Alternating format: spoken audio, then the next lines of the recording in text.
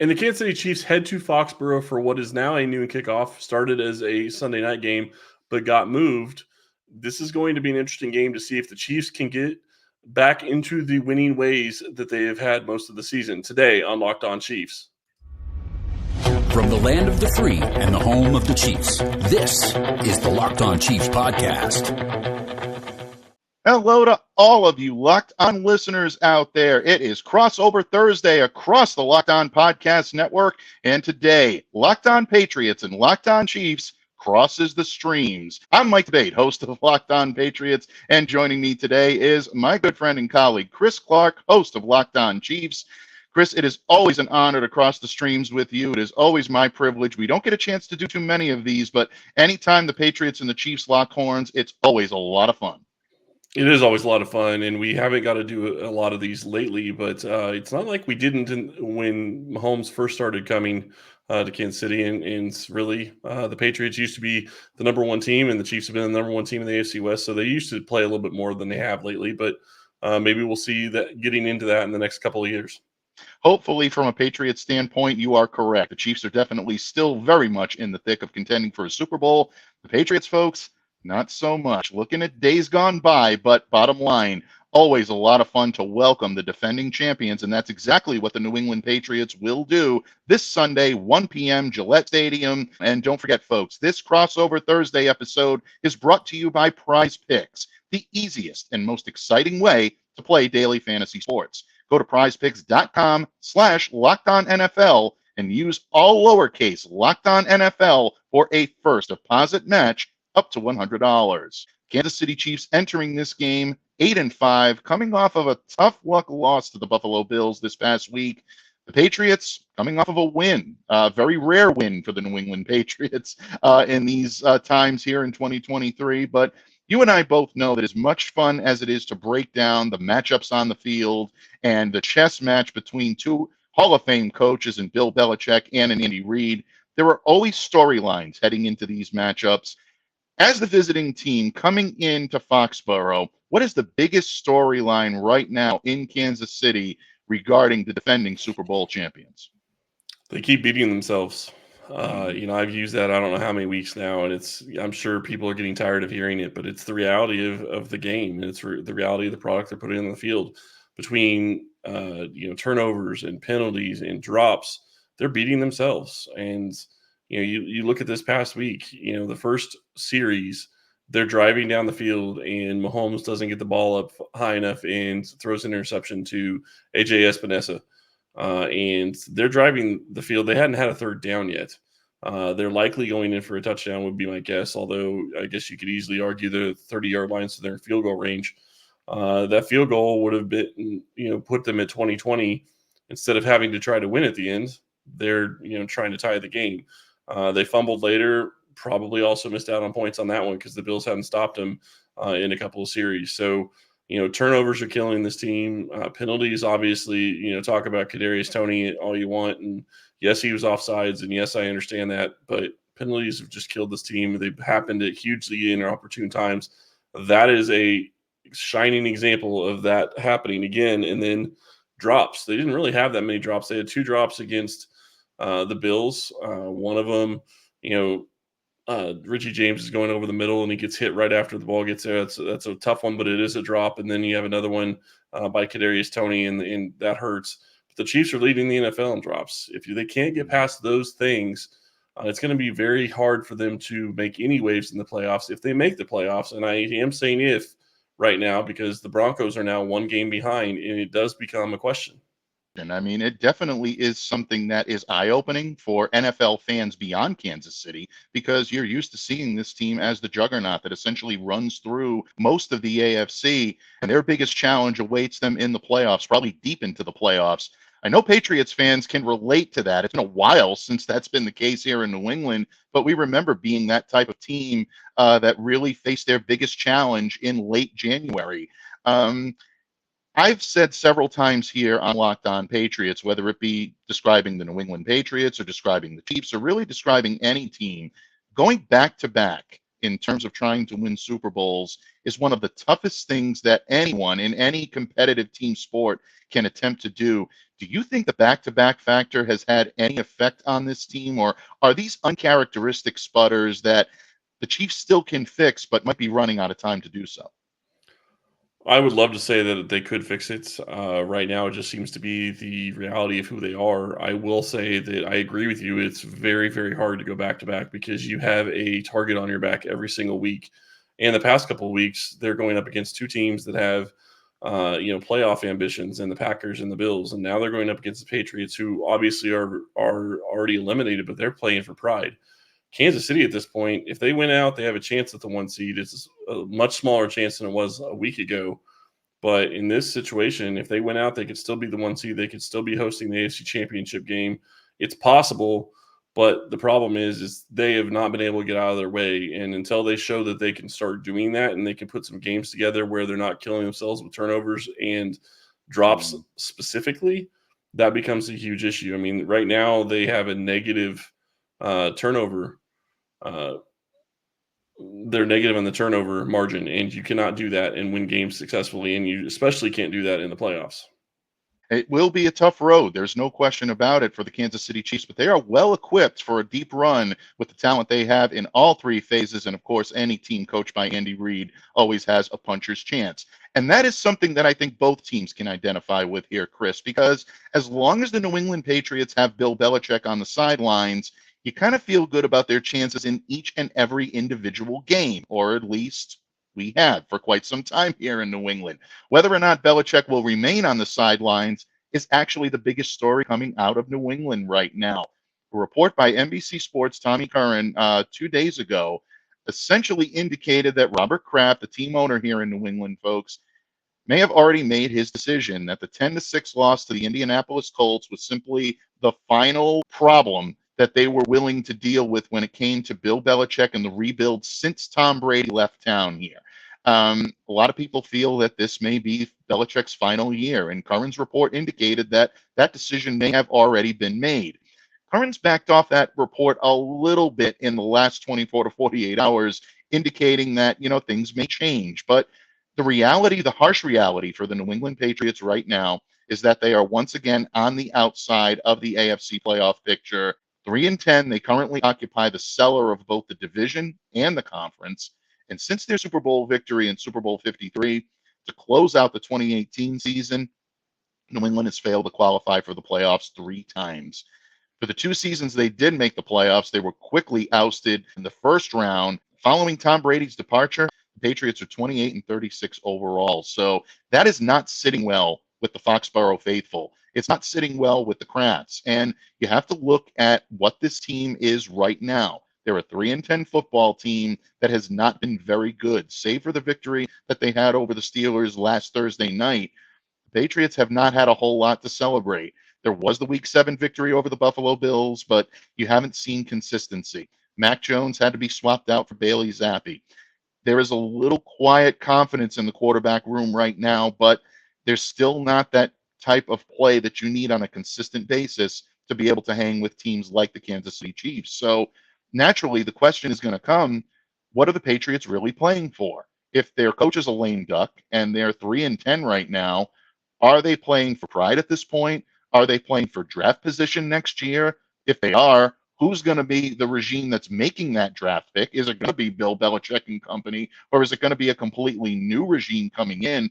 There's a lot of uncertainty right now here in New England, and it doesn't really mix well when you're trying to put a game plan together, trying to be solid in all 3 phases, which is something the Patriots have not done this year, and attempting to beat a team like the Kansas City Chiefs. Going to be a very tough one here in New England with a lot of extracurricular activity going on around seemingly the New England Patriots right now. Their focus should be on the field. Hopefully Bill Belichick can harness that type of energy and keep that focus on the field. It's going to be a difficult one here in New England. Well, and the big question to me is when you start talking about whether Belichick is going to be there or not, the question in my mind is they probably have to make a move at quarterback. I don't know that you've seen enough from Bailey Zappi, and obviously you still have 4 games that you can let him play and see. But the reality is that Belichick has failed to, be able to, bring along Mac Jones. Do you want him to? Do you want to give him another chance at another high-ranked QB? I mean, at that point, you Good could be question. basically ruining a second QB. That could be another first-round pick. That's hard. Mm. It is. It absolutely is. And the question about whether Belichick is the right guy for the job is the question that's on the mind of all Patriots fans and definitely on the mind of Robert Kraft. And the Patriots defensively have been excellent. So do you forsake defense for offense? Folks, these are all of the questions that we're going to be answering in Foxboro. The biggest stories coming out of New England and coming out of Kansas City definitely are not going to be solved with one game on Sunday. But that is what we're breaking down here on this Crossover Thursday episode. And as much fun as we have talking about stories, Chris, it always comes down to the matchups on the field. And Chris and I are going to be telling you which matchups will catch our sharp eye when this episode of the Locked On Patriots and Locked On Chiefs Crossover Thursday episode continues right here on the Locked On Podcast Network, your team every day. Today's show is sponsored by BetterHelp. And Locked On listeners, the holidays are upon us. It can be a magical, happy time for so many. After all, it's a season of giving, whether it be gift exchanges, sending cards, donating to those in need. But whether or not your family gives gifts during the holidays, you get to define how to give to yourself. And the holidays are a great time to do that. So whether it's by starting therapy, going easier on yourself during tough moments, or treating yourself to a day of complete rest, remember to give yourself some love this holiday season. If you're thinking of starting therapy, give BetterHelp a try. It's entirely online. It's designed to be convenient, flexible, and suited to your schedule. Just fill out a brief questionnaire to get matched with a licensed therapist and switch therapists at any time for no additional charge. In the season of giving, give yourself what you need with BetterHelp. Visit BetterHelp.com/lockedon today to get 10% off your first month. That's BetterHelp, HELP.com/lockedon. Chris, we talked about the key storylines coming out of New England, coming out of Kansas City, entering this game. But you and I both know that the games only go as deeply as the matchups on the field. And this is going to be one that will test both sides. As dismal as the Patriots have performed offensively, their defense has actually been pretty good, both against the pass and mostly against the run. Kansas City Chiefs obviously present problems for the Patriots in all three phases. So when you're looking at this game from an X's and O's standpoint, what are the matchups that you're looking forward to watching this coming Sunday? Quite frankly, when I look at this game, what I really want to see, obviously, it's Bill Belichick versus Andy Reid, and I that seems like a weird matchup, but it seems like every single time Belichick plays Andy Reid and plays Patrick Mahomes, he has something different that he does, and I'm gonna be curious about that matchup. But really, the one that I'm really curious and the one that I'm probably most excited to see is Wanya Morris versus your defensive ends. I want to see what your defensive ends are able to do against Wanya Morris. And the reason becomes very simple for me. If he is able to fill in, which it looks like he's going to play another second week, he'll have another start this week. If he's able to fill in for Kansas City and play left tackle and do it to where he is not allowing a ton of pressure, then maybe they have their left tackle of the future for the next couple of seasons. And that's a huge get for Kansas City. And obviously, protecting the quarterback, protecting Patrick Mahomes is going to be a key to allowing the Chiefs offense to be successful. But I'm kind of focusing a little bit more on the left tackle for the Chiefs because right now that's a big question mark. And obviously with the struggles of wide receiver, not having to try to go get a left tackle in the offseason would be a huge boost to be able to draft a wide receiver high. Yeah, absolutely. And you mentioned the defensive ends and you mentioned what the Patriots have done. Naturally, a lot of emphasis is going to be placed on the tackles in terms of them being able to contain the run. But Dietrich Wise and Keon White are probably going to be the guys to draw that matchup. And I'm looking forward to seeing that as well, especially with a seasoned veteran like Wise, who's been very good against the run. He was a little bit more of a threat against the pass and being a part of the pass rush last season. Dietrich has done a very good job of adapting his game to more of an assistant on the run defense than he was in previous years. But Keon is definitely someone that can make things happen as a rookie. Got to harness his aggressiveness a little bit. I'm probably putting that very generously, but that's Yeah. something that I know Patriots fans are going to be watching very closely. Obviously, there's going to be an eye on the owner's box on Sunday. There's no question about it for a lot of obvious reasons. But the reason I think that Patriots fans are excited about this matchup is not so much about the significant other of this gentleman, but the play that he brings on the field, and that is Travis Kelce. And who is going to match up the New England Patriots defensively? Kyle Duggar has typically been their tight end eraser, but you and I both know that Travis's skill set goes beyond just being, trying to be contained as a tight end. This is a guy that could very easily make it as a top shelf receiver in the NFL, but I think he definitely does not get the credit for being the heads up player as a blocker or as someone that can facilitate the offense. Like we saw last week, I don't mean to bring up a painful memory for Chiefs fans, but they should take a lot of pride in the play that Travis Kelce did attempt to execute to really, I think, give the Chiefs an opportunity to win that game last Sunday. That was about as heads up and about as smart of a play as you'll see in the NFL. So do the Patriots utilize someone like a Kyle Duggar to exclusively cover him, or are they going to provide linebacker help, or are they going to provide someone like a Jabril Peppers or even an Adrian Phillips that we haven't seen a whole lot of, who has a history of defending tight ends? I can't wait to see what the Pets are going to do with this one. Quite frankly, that's going to be a fantastic matchup. But I think the thing that separates Kelce from really all the other tight ends in the NFL is he looks at the game from a quarterback perspective. He knows where everybody is going to be on the field. He knows the defense when he lines up. He figures it out, and he knows where he's going to go to try to find an open spot in the zone. And if you're playing man-to-man, good luck, because he's going to give you some kind of shake that's probably going to give him, 2 or 3 yards separation to be able to give Mahomes a place to get a target. So that's going to be fascinating to watch. It's always a lot of fun watching Kelce line up against any of the teams because you're absolutely right. They're going to have to try to figure out how to take him away. And if you can, then that makes the Chiefs offense that much more easier to guard. And that's going to be something that will help the Patriots in this game. Another matchup I'm looking forward to is really just to see what Steve Spagnuolo does against Bailey Zappi. Spagnuolo is one of those guys who always gets in his bag of tricks when he plays a quarterback for the first time, and this will be the first time he's playing Bailey Zappi. What's he going to do? Where is he going to be sending blitzers from? One of the keys, and I think that this is going to be something that a lot of people don't look at, is how does New England come in and try to attack the Kansas City defense? And the reason I say that is because if you line your receivers further up outside, that takes away some of the ability to blitz at times from the cornerback position. So absolutely. How does that play into this game? Is that something that the Patriots are going to do? Or are they going to keep wide receivers closer in? Because then that gives you the ability to send Trent McDuffie, L'Jarius Sneed, who have both shown that they have the ability to get after the quarterback. So going to be something fun to watch there and see what Spagnuolo throws at Zappi at this point.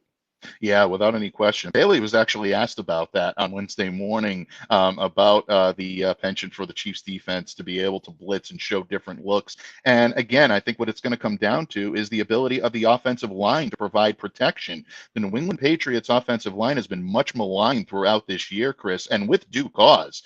They really have been a turnstile at times, or a bay of turnstiles for whoever has been under center, whether it be Mac Jones or whether it be Bailey Zappi. But the move of Michael Waynu out to right tackle, allowing Sidy Sow as a rookie to come in and play guard, has really allowed some stability on the right side. And now you're seeing guys like David Andrews and even the second-year left guard Cole Strange get a little bit more in terms of where he needs to be on the field, get not only experience, but also practical training on the job to be able to play into his position. One of the things that I thought were really interesting is that Cole Strange actually comes in tied with Creed Humphrey, the Chiefs center, for the 7th fewest pressures allowed since week 12 among interior offensive linemen, with at least 100 plus pass blocking snaps. That's something that really is a feather in the cap for this kid, who really has been, I don't want to say dragged through it here in New England, but there have been a lot of people that would have preferred that pick be used on an offensive weapon, someone that could give Bailey Zappi someone to throw the ball to, for lack of a better term. But Strange has actually really stepped up his abilities since the bye week, really, I think he's been much better, and that does spell well. So if he can continue to be a factor, that might give Bailey Zappi that extra second or two to make things happen. But if he's falling victim to the blitz the way Mac Jones did, especially those second and third levels that caused Mac to open at the top in the wrong direction, and really, I think, confused him and put him at a disadvantage, you're going to see a lot of the same for the New England Patriots. The Chiefs defense is well suited to be able to do that. Well, and one thing that I will say really quick is it does look like Kansas City should be able to get Drew Tranquil back, and that would be huge for their defense. And it's not just because of the way he plays, middle linebacker, because Nick Bolton is back. So that's a big thing for Kansas City as well. Is you have your run stuffer back, you have your guy that can really help out in the pass in Drew Tranquil back. And the thing you talk about Cole Strange is I do agree with you. I think he's been much maligned because people were looking at him as being so much lower of a draft pick than New England took him at. So it's almost unfair in some ways, the scrutiny that he's gotten. But, he can't help where he was drafted. He just has to go out there and play. But I'm looking forward to this game because Kansas City's defense is starting to get to a point where they're getting a little bit healthier. Obviously, they're still going to be missing Brian Cook. He's on IR. He won't be back in this game. But I do think that Drew Tranquil coming back can really help this defense as well. Yeah, without any question. And, I think also New England has to give credit where credit is due to, in my opinion, the best player in the league. And I don't think I'm making any enemies in Kansas City by saying that. Patrick Mahomes is still head and shoulders above the rest, and he, consistently will be. But will the Patriots pass rush be able to provide any type of discomfort for him on Sunday? It hasn't been the smoothest of years for Patrick this year, but he's still completing 67% of his passes, 3,398 yards, 23 touchdowns, 11 picks. But like you said before, if Kelsey is getting his rhythm, finding his lanes, that opens up so much for him. And then you're talking about Rashee Rice and guys that can really give Patrick an opportunity to make things happen. New England's front seven has been very good. They've been one of the best in the league, but where they can be vulnerable is in the secondary. And if Patrick starts being able to get time to take the Patriots apart in that regard, he can have some success there. So Patriots need to be mindful of that. Guys like Jonathan Jones, J.C. Jackson need to be on their game this weekend. Otherwise, things could get ugly in a hurry because Patrick Mahomes is the best in the business at making you pay for mistakes or bad coverage. Pats need to bring it, and they need to bring it in a big way on the field on Sunday. Chris, it's almost that time. We're almost time to make our final predictions for this game. Also, provide our keys to victory. Exactly what do the Patriots and Chiefs need to do if they're going to be on the winning side of this matchup?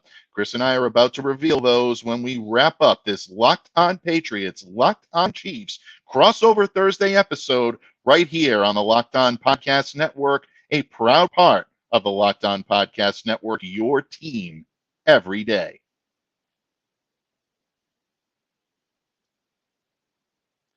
Patriots fans and Chiefs fans, as the weather gets colder, the NFL offers stay hot on our good friends over at FanDuel. Right now, new customers get $150 in bonus bets with any winning $5 moneyline bet. That's $150 if your team wins. If you've been thinking about joining FanDuel, there is no better time to get in on the action. Make this Sunday afternoon matchup in New England a little bit more interesting with our good friends over at FanDuel. The app is so easy to use, and there's a wide range of betting options, including spreads, player props, over-unders, and so much more. So visit FanDuel.com/lockedon and enjoy the home stretch of the NFL season. FanDuel.com/lockedon.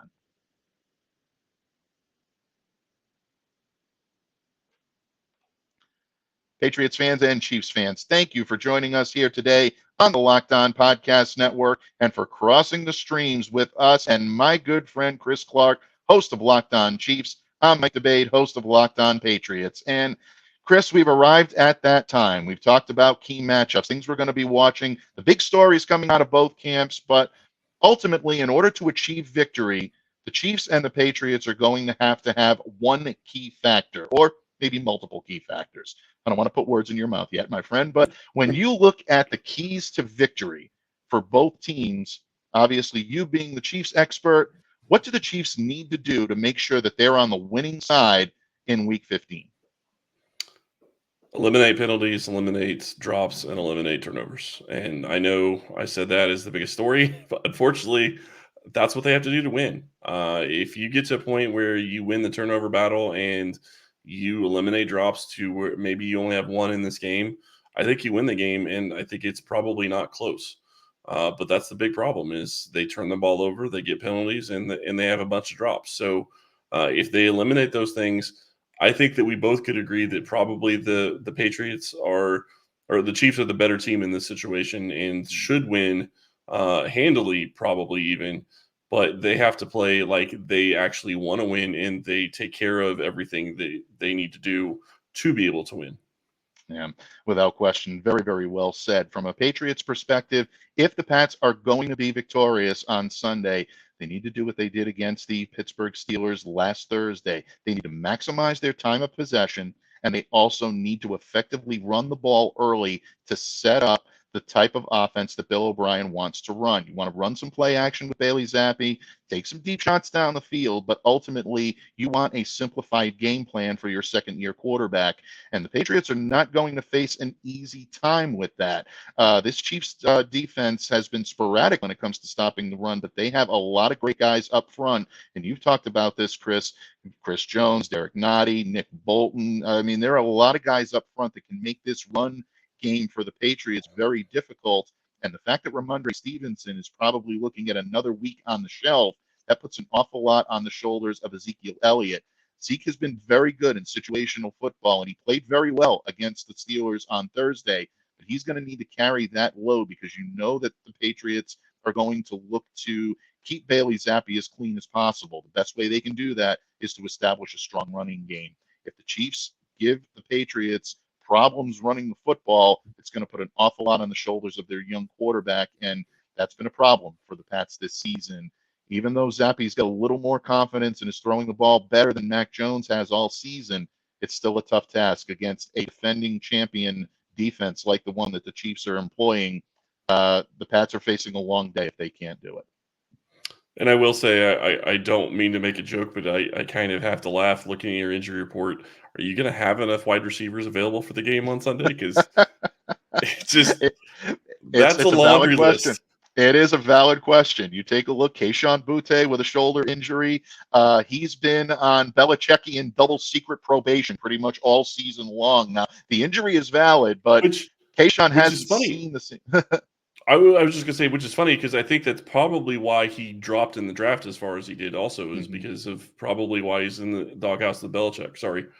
Yeah, I mean, that's definitely a valid question. There is something that has prevented him from seeing the field earlier because he hasn't been a stalwart on the injury report all season. That's been a late development in this season. And as well, you're also talking about guys like Devontae Parker, who's banged up right now. He did not suit up against the Pittsburgh Steelers. Tyquan Thornton is actually healthy for the first time in a good long while, but he's been used sporadically. Puts a lot of pressure on the Patriots tight ends. Hunter Henry could be someone who's targeted often and early in this game, as well as Mike Gesicki and maybe even a big play chunk attempt to Pharaoh Brown, who's shown that he can do that as well. So, yeah, the Patriots may not field a robust history of wide receivers, but a guy to look for, Demario Pop Douglas, the rookie wide receiver, maybe one of their more explosive playmakers back on the practice field, folks. If he's active, look for Bailey Zappi to target him and probably do so more often than not. So very good question, Chris. And that leads me to my final question for you.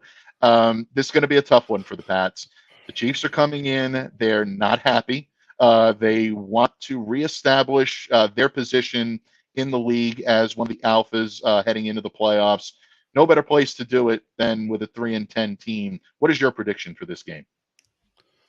You know, it's really hard for me. I think Kansas City wins. Unfortunately, I've been picking Kansas City win all the games that they've lost for the past couple of weeks. So that makes it more difficult a little bit. But I still think Kansas City's the better team here. It's the question of can they get out of their own way? And I think the Kansas City should have won the last two games. I think they're better than both those teams, but they beat themselves. And I will say this. Bailey Zappi played a better game against Pittsburgh than I was expecting him to, so that is concerning. But Kansas City's defense has been phenomenal pretty much all season. And if they can get to a point where they get their offense going and get to even 24 points, I'm pretty sure that's going to be a lot more than the Patriots are going to get to. I would expect the Patriots to maybe get between 10 to 14 points with the way the Chiefs defense has been playing and with what I expect Spagnuolo to do to Zappi. In Kansas City, if they get over 20, I don't think that the Patriots are going to have a chance to win this game unless they get some turnovers and some defensive scores. Yeah, I think you're absolutely right on the money, folks. And again, it pains me to pick against the Patriots as much as I have this year. In my 4+ years as host of Locked On Patriots, I've never picked the Patriots to lose more games than I picked them to win. That streak ends this year. Obviously, the defending champions are a lot to handle. Patrick Mahomes will obviously be on his game as he usually is when he plays the Patriots. The Chiefs have so many different ways that they can beat you, both on the ground and through the air. And that Chiefs defense, I think, deserves an awful lot of credit. They've been playing, like Chris said, on another level this season. And I think their ability to contain Bailey Zappi and company is the difference in this one. I like the Chiefs in this. I like them 24-14. I grinned a little bit when you said 24 points because that was the score that I wrote down prior to us starting this up here today. But, folks, we would love to hear what your predictions are, whether you're a Patriots fan or a Chiefs fan. If you're watching this on Locked On Patriots or Locked On Chiefs, definitely check out the work that Chris does each and every day on Locked On Chiefs. He and Ryan Tracy put out some of the best content in the NFL, not just in Chiefs lore, but all over the NFL. They are truly one of the alphas here on the Locked On Podcast Network. It's always an honor to join you on the microphone, my friend. Check out Chris on X at Chris Clark NFL. And for those of you that want to check out Patriots coverage, you can definitely catch me each and every day on Locked On Patriots at MDABATE NFL. Chris, very good luck to you this weekend. Enjoy the game. Thank you for joining me here today. And folks, thank you for taking time out of your schedule and crossing the streams with us here on Locked On Patriots and Locked On Chiefs. On behalf of Chris Clark, I'm Mike DeBate, reminding you to stay safe and to stay well and to be the change you wish to see in the world. Have a great day, everyone, and we'll see you back here again on Friday on Locked On Patriots and Locked On Chiefs, respectively. Enjoy the game on Sunday.